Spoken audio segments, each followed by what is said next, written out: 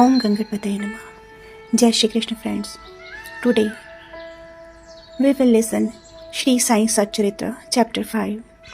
In this chapter we will know about Baba's decision with Chand Patil's marriage party, how the fakir got the name Sai, contact with other saints, his dress and daily routine, the story of the Padukas, wrestling what with Muhaddin and change in his way of life, turning water into oil, and the fake Guru Jawaharlal.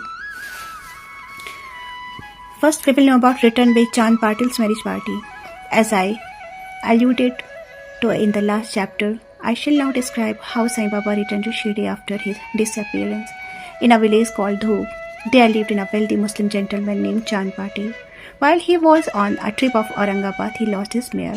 For 2 long months, he diligently searched, but could not find the lost mare. Very disappointed, he returned from Aurangabad with the saddle on his back.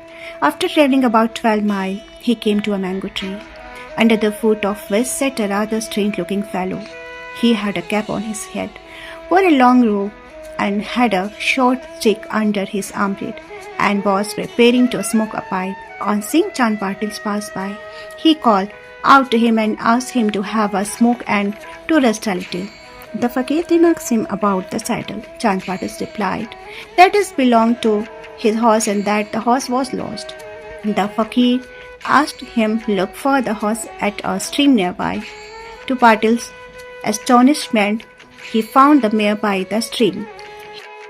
He then realized that this fakir was not an ordinary man, but a great saint, and he returned to the fakir with the mare. The chilim, clay pipe, was ready to be smoked. But 2 things were missing: a fire to light the pipe and water to wet the piece of cloth through which smoke is drawn. The fakir took his prong and thrust it forcibly into the ground, and out came a live burning coal, which he put on this pipe. Then he dashed his stick on the ground, and water began to ooze from that spot on the ground. The cloth was moistened with the water. The water was squeezed out, and it was wrapped around the pipe. Once everything was complete, the fakir smoked his pipe and then gave it to Chand Patil. On seeing all this, Chand Patil was wonderstruck. He requested the fakir to come to his house and accept his hospitality. The next day, the fakir went to Patil's house and stayed there for some time. Patil was a village officer in Dhoop. His wife's brother's son was to be married, and the bride was from Shri. So Patil made preparations to leave to Shri to attend the wedding. The fakir also accompanied the marriage party. The wedding went off without any hitch, and the party returned to Dhoop. However, the fakir stayed back in Shri and remained there forever. How the fakir got the name Sai? When the marriage party came to Shri, it alighted at the foot of banyan tree in Bhagat Mahalsapati's field near Khandova's temple. The carts were parked in the open courtyard of Khandova's temple. The members of the party descended, and the fakir also excited on the carts. Bhagat Mahalsapati saw the young fakir getting off the cart and said, "Yasha, welcome Sai." Others also addressed him as Sai, and thenceforth he became known as Sai Baba. Contact with other saints. In Shri, Sai Baba began to live in a deserted, dilapidated mosque. A saint named Devidas has been living in Shri for many years before Baba came there. Baba liked his company, and he lived with him in the Maruti temple, in the Chavdi, and sometimes lived alone. Then another saint named Jankidas arrived. Baba spent most of his time speaking with him, and Jankidas also visited Baba in the mosque. Another saint from Tambi named Gangagir regularly visited Shri. When he first saw Sai Baba carrying pitchers of water to water the garden, he was amazed and said, "Blessed is Shri that it caught this precious jewel. This man is carrying water today, but he is not an ordinary fellow. As Shri is lucky and meritorious, it has secured this jewel." A famous saint named Anandanath of Evla Math, a disciple of Akkalkot Maharaj, came to Shri with a few people. When he saw Sai Baba, he said, "This is a precious diamond in reality. Though he looks like an ordinary man, he is not an ordinary stone, but a diamond in disguise." You will realize this in the near future. Seeing this, he returned to Evala. All this happened while Baba was a youngster. Baba's dress and daily routine. In his youth, Sai Baba grew hair on his head, never had his head shaved, and also dressed like an athlete. When he went to Rahata, he brought back with him small plants of marigold, jay and jui, and planted and watered them. A devotee named Vaman Tatya supplied him daily with 2 earthen pitchers. With these, Baba himself used to water the plants. He drew water from the well and carried the pitchers on his shoulders. In the evening, the pitchers were kept at the foot of the neem tree. As soon as they were placed there, they cracked as they were not baked. The next day, Tata supplied 2 fresh raw clay pitchers. This course went on for 3 years, and with Sai Baba's effort, there grew a flower garden. On this site stand the big mansion, the Samadhi Mandir, which is now frequented and used by so many devotees. The story of Padukas under the neem tree. A devotee of Akkalkot Maharaj named Bhai Krishna Ji Alibagkar worshipped the photo of Akkalkot Maharaj. He once thought of going to Akkalkot, receiving the darshana of the Padukas of Maharaj and offering his sincere worship there. But before he could go there, he had a vision in his dreams. Akkalkot Maharaj appeared in the vision and said to him, "Now Shri is my resting place. Go there and offer your worship." So Bhai changed his plan and came to Shri, worshipped Baba, stayed there for 6 months and was happy. As a symbol of this vision, he prepared the Padukas and installed them on an auspicious day of Shravana, Shaka 1834. These Padukas were installed under the neem tree with due ceremonies and formalities which were conducted by Dada, Kelkar and Upasani Maharaj.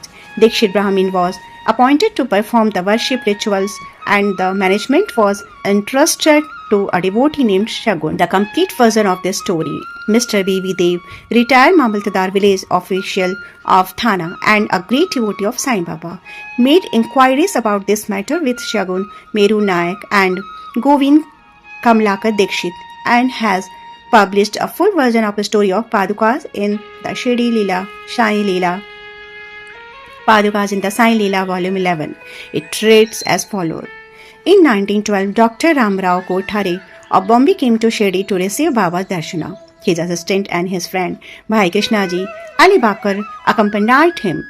The assistant and Bhai became very close to Shagun Meru Nayak and G.K. Dikshit. While discussing things, they all agreed that there ought to be memorial of Sai Baba's first coming to Shri and sitting under the holy neem tree. They thought of installing Baba's Padukas there and were going to make them of some rough stone.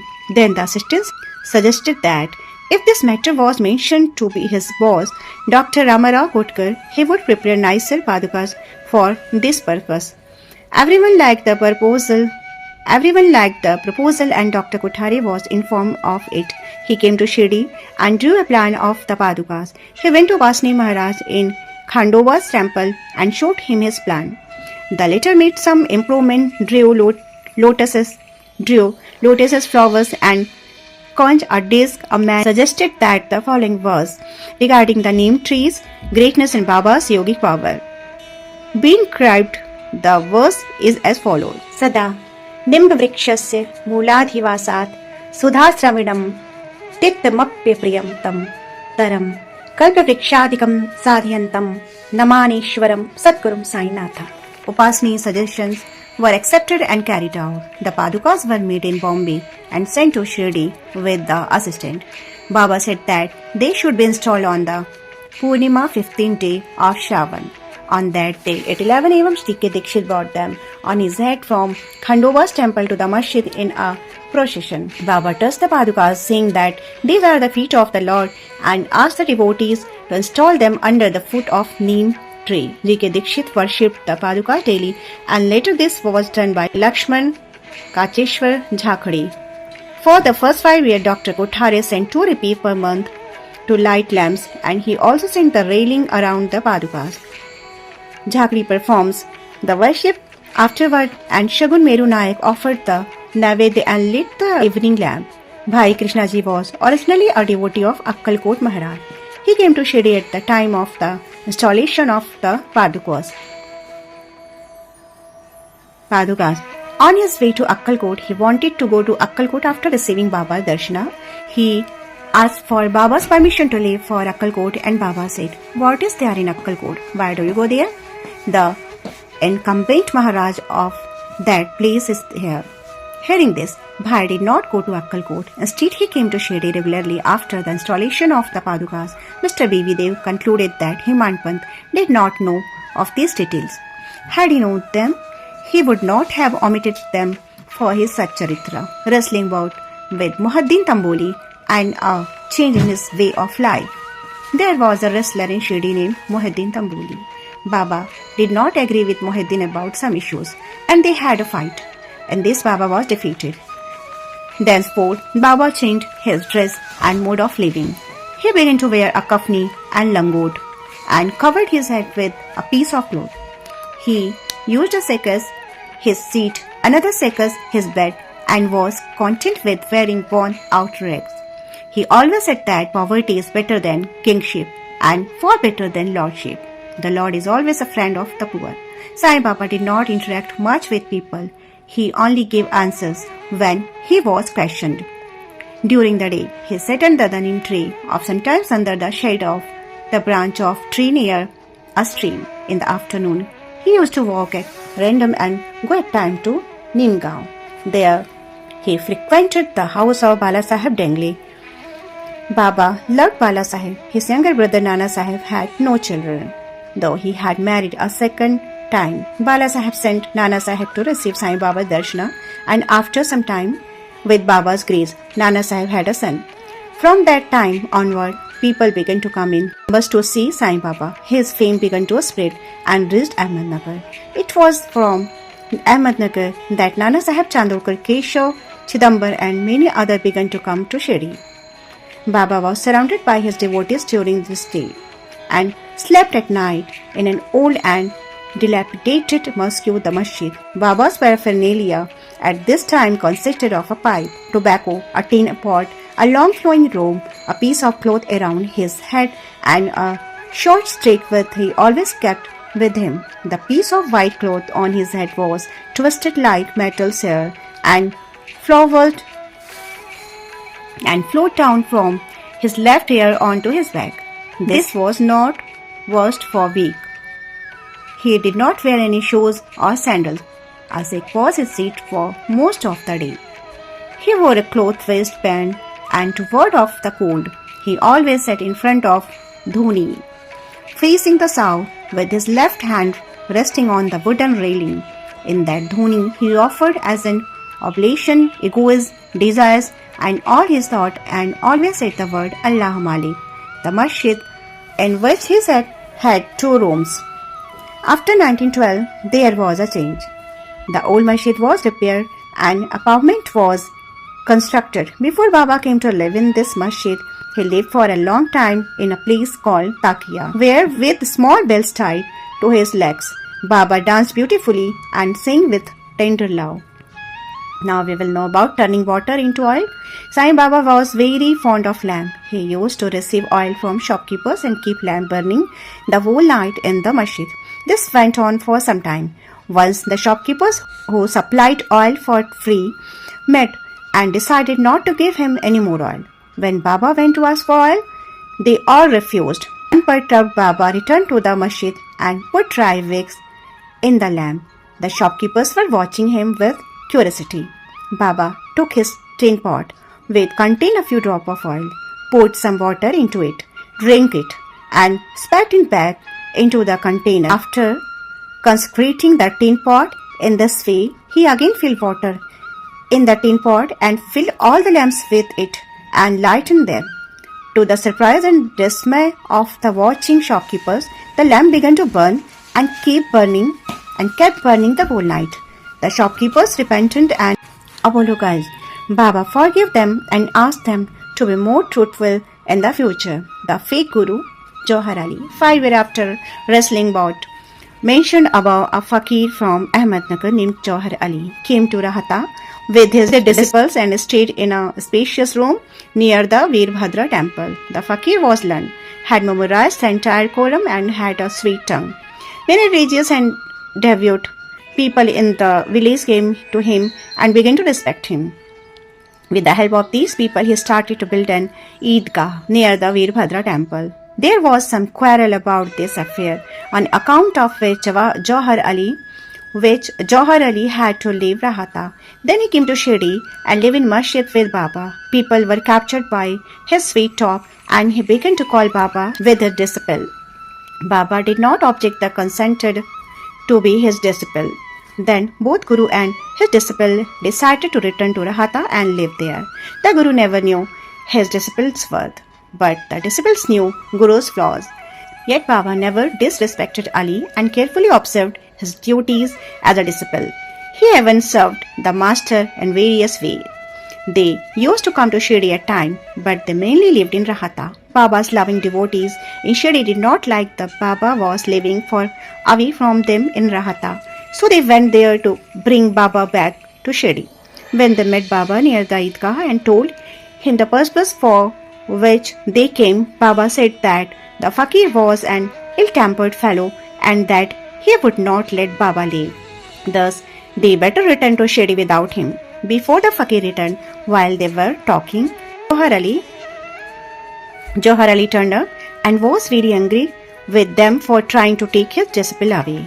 There was some discussion and altercation, and it was finally decided that both the Guru and the disciple should return to Shri. And so they returned and lived in Shri. But after a few days, the Guru was tested by Devidas and he was found wanting. 12 years before Baba arrived in Shri with the marriage party, Devidas came to Shri and lived in the Maruti temple. Devidas had fine features, brilliant eyes, and discretion, incarnate and Jnani. Many people, Tatya Kote, Kashinath and others regarded him as their Guru. They brought Johar Ali to him, and in the argument that followed, Johar Ali was defeated and fled from Shri. He went and lived in Bijapur and returned after many years to Shri and bowed before Sai Baba. The delusion that he was the Guru and Sai Baba's disciple was cleared, and as he genuinely repented, Sai Baba treated him with respect.